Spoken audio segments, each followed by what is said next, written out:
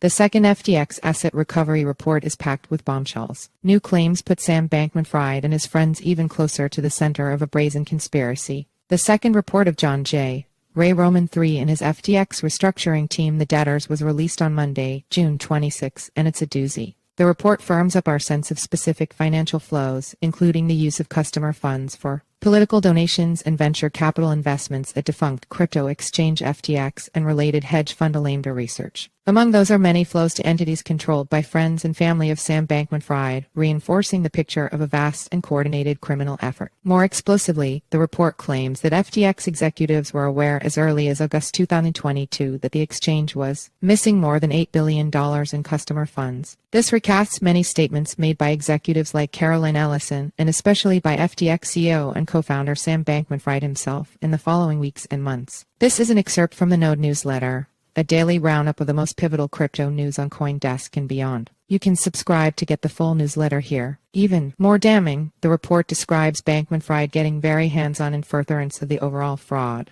Two notes before diving in. First, all of the following are allegations made by the FTX liquidators. The claims may or may not surface or be confirmed in the separate criminal trial against Sam Bankman-Fried, currently scheduled to begin in October. And second, for clarity, I'll be referring throughout to customer funds interchangeably with commingled funds, because by their nature, the vast majority of commingled funds would likely have been customer funds into the spaghettiverse. While the details are spicy, the main course of the report is the following big bowl of spaghetti representing the flows of FTX customer funds. Note how many flows end it to be determined. The recovery team's work, clearly, is not yet done. Highlights of this mess include the claim that $20 million of FTX customer funds went to guarding against pandemics GAP, a quote-unquote nonprofit run by Gabe Bankman-Fried, Sam's brother. Though this funding was already known, the report seems to be the first authoritative claim that funding to GAP came from specific bank accounts full of commingled, that is, customer funds. This deepens existing questions about the Bankman-Fried family's knowledge of and participation in the fraud. Throughout the report, we see SBF's closest friends and associates eagerly gobbling up what were stolen funds. The FTX Foundation, another quote-unquote nonprofit entity that was itself funded with customer money, donated $400,000 to an unnamed effective altruism organization that made YouTube videos promoting that troubling ideology.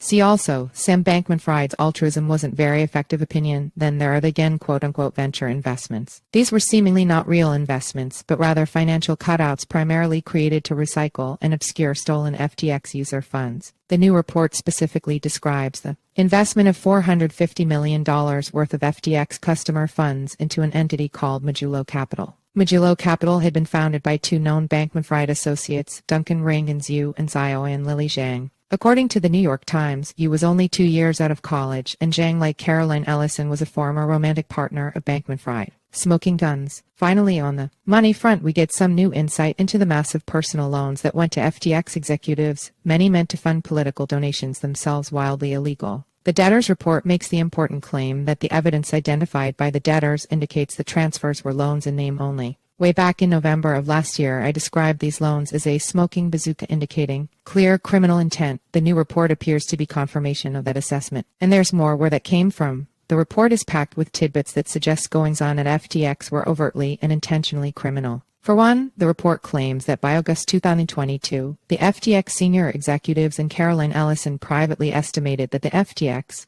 exchange owed customers over $8 billion in fiat currency that it did not have. They did not disclose the shortfall. This $8 billion shortfall was hidden in a fake account with a negative $8 billion balance, referred to internally as belonging to our Korean friend. That account was known, but I'm not aware of any similarly authoritative source making specific claims that execs knew about the shortfall as early as August. This would be incredibly bad for Sam Bankman-Fried, who made countless representations to FTX's rock-solid finances after that, further clarifying his fraudulent machinations. But the report also makes a claim that would somehow be even worse for SBF if it were demonstrated in his criminal case. It describes a payment agent agreement intended to make the flow of FTX customer deposits through Alameda Research bank accounts look intentional, rather than some mix of negligence and fraud. While the debtors found that the payment agreement document was created in April of 2021, it was backdated to an effective date of June 1, 2019. This was seemingly intended to create the impression that FTX customer funds had always flowed through Alameda.